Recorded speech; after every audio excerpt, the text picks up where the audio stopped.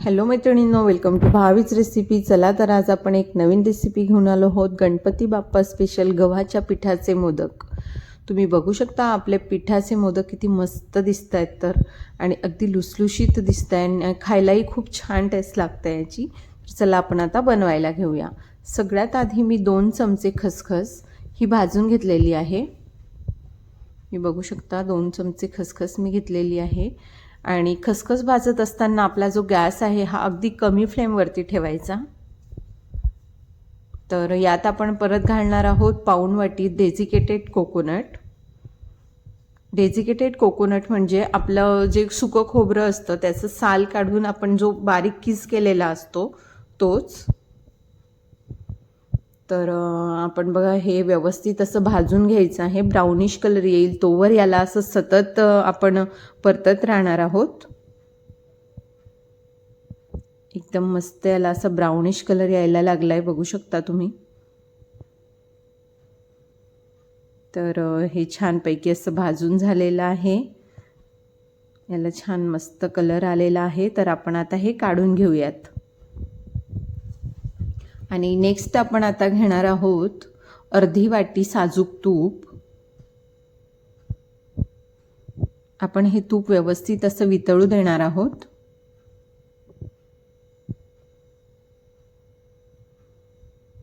हे बघा तूप आपलं वितळलेलं आहे।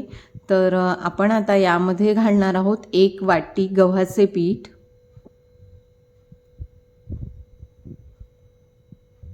एक वाटी गव्हाचं पीठ आपण घेतलेलं आहे, हे आपण आता ह्या तुपात घालूया। आणि हे व्यवस्थित आपल्याला असं ह्या तुपामध्ये छानपैकी भाजून घ्यायचं आहे। आणि याचं असं सतत परतत राहायचं आहे, याच्या गुठळ्या होऊ द्यायच्या नाहीयेत। सतत परतत राहिलं की गुठळ्या होत नाहीत।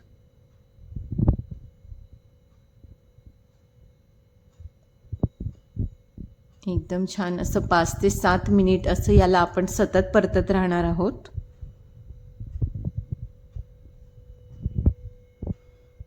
मग आपल्या गुठळ्या अजिबात राहिलेल्या नाहीयेत, आपण व्यवस्थित सगळं हे छानपैकी असं एकजीव केलेलं आहे। आणि याला आता थोड्या वेळाने असं तूप सुटायला लागतं आजूबाजूने। मस्त छान असं लसलशीत असं हे तयार होतं। बघा हे किती मस्त छानपैकी असं लसलशीत झालेलं आहे तर आणि आजूबाजूने थोडं थोडं तूप पण सुटायला लागलं याला।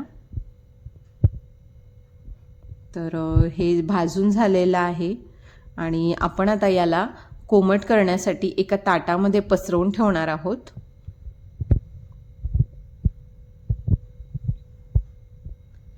हे सगळ्या बाजूंना आपल्याला असं पसरवून ठेवायचं आहे, जेणेकरून हे खूप गरम राहणार नाही म्हणून।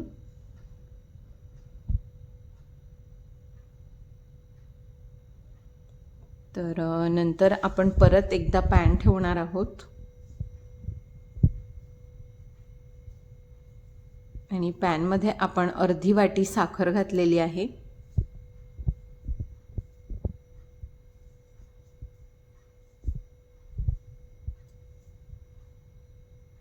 ही साखर घातल्याच्या नंतर आपल्याला दूध घालायचं आहे याच्यामध्ये। तर आपल्याला 2 वाटी आपण उकडलेलं दूध वापरलेलं आहे यासाठी। दूध हे गरम असावं यात टाकताना, कच्चं किंवा थंड नसावं।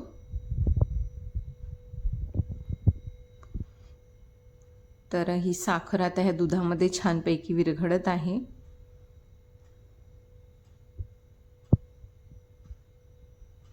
ही साखर विरघळल्यानंतर ह्या दुधाला जेव्हा अशी उकळी येते छानपैकी, तेव्हा आपण जो कोकोनट पावडर आणि खसखस भाजून घेतलेली होती ती यात ॲड करूया आपण।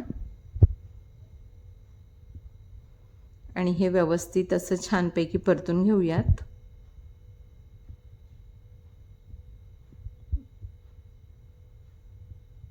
अगदी इतकं सुंदर लागतात हे मोदक, खूपच छान। तुम्ही पण ही रेसिपी नक्की ट्राय करा।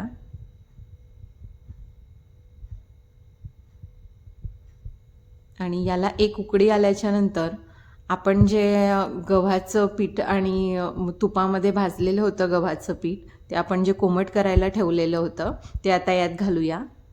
हे यात घालताना खूप गरम नसावं किंवा खूप थंडही नसावं,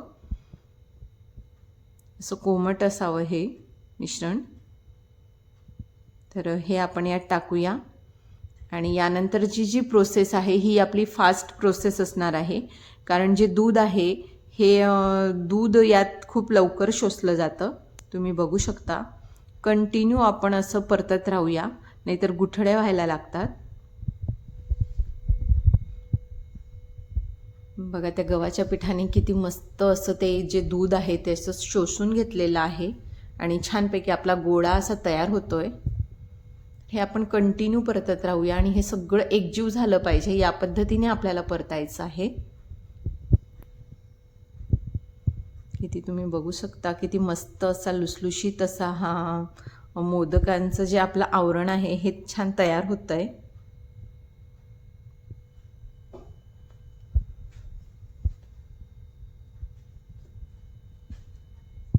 एकदम छान. हा प्रसाद केल्याच्या नंतर वाटत नाही की हा गव्हाच्या पिठापासून बनलेला आहे. अतिशय टेस्टी लागतात हे मोदक. तर हे आपलं आवरण आता तयार झालेलं आहे. तर आपण आता स्टफिंग कसं बनवायचं ते बघूया. तर यासाठी मी घेतलेले आहे काजू बदामचे तुकडे आणि मनुक. तर मी यात ॲड करणार आहे डेझिकेटेड कोकोनट पावडर 1 चमचा. हे सगळं मी आता व्यवस्थित असं एकजीव करून घेणार आहे आणि याला थोडं दूध घालणार आहे, जेणेकरून याला छान व्यवस्थित असं बाइंडिंग येईल. तर अशा प्रकारे आपलं हे स्टफिंग तयार झालेलं आहे. तर आपण आता मोदक बनवायला घेऊयात. तर आपण आता हा जो गोळा होता आपला हा थोडा कोमट झालेला आहे, तर आपण हा काढून घेतलेला आहे. आता तुम्ही बघू शकता किती लुसलुशीत हे छानपैकी आवरण दिसतंय आपलं. तर खायलाही तितकंच छान लागतं हे मोदक. तुम्ही पण ही रेसिपी नक्की ट्राय करा.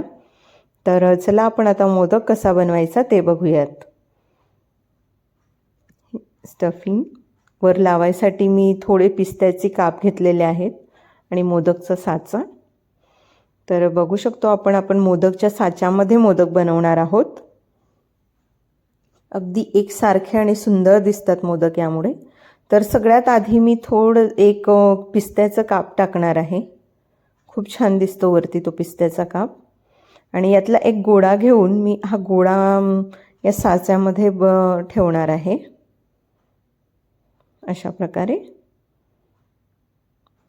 आणि याला आपण आता थोडं स्टफिंग भरण्यासाठी थोडंसं असं आपलं बोट घालून त्याला व्यवस्थित असा आकार देत थोडंसं दाबूनच आकार देणार आहे, कारण जेणेकरून ज्या त्या कड्या आहेत त्या खूप छान दिसतात. मग आता मध्ये मी हे जे बदाम काजूचं मिश्रण असं केलेलं आहे ते घालूयात.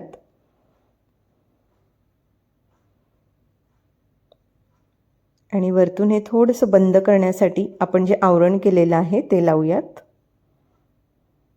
जे एक्स्ट्राचं आहे ते काढून घ्यायचं. तुम्ही बघू शकता आपला इतका सुंदर मोदक बनणार आहे हा, आणि एकदम लुसलुशीत इतका सुंदर दिसतो हा मोदक. तुम्ही बघू शकता. आणि खायलाही तितकाच टेस्टी लागतो, एकदम सुंदर. तर आपण अशाच प्रकारे बाकीचे पण मोदक बनवून घेणार आहोत. बघा मी तुम्हाला दुसराही मोदक भरून दाखवणार आहे.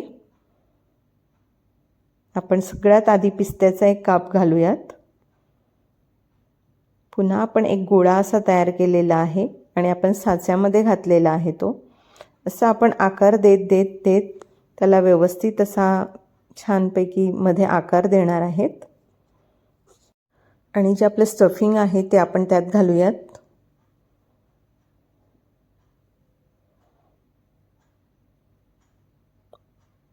आणि हे बंद करून घेऊयात नंतर छोटासा गोळा करून. जे एक्स्ट्राचं आहे ते काढून घ्यायचं.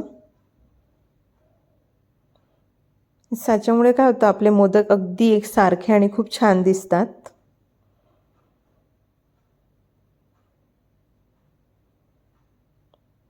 तर आपण बघू शकतो आपला दुसरा पण मोदक तसाच तयार झालेला आहे. एकदम मस्त. तर आपण अशाच प्रकारे बाकीचे पण मोदक आपले तयार करून घेऊयात आणि मी तुम्हाला हा कट करून दाखवते. बघा किती मस्त लुसलुशीत हा मोदक तयार झालेला आहे. अगदी सहज कापला गेलेला आहे. तर अशाच प्रकारे आपले सगळे मोदक तयार झालेले आहेत. तर तुम्ही बघू शकता. आपली ही रेसिपी तुम्ही नक्की ट्राय करा आणि तुम्हाला जर आपला व्हिडिओ आवडला असेल तर प्लीज चॅनलला लाईक करा, शेअर करा, सबस्क्राईब करा. थँक्यू.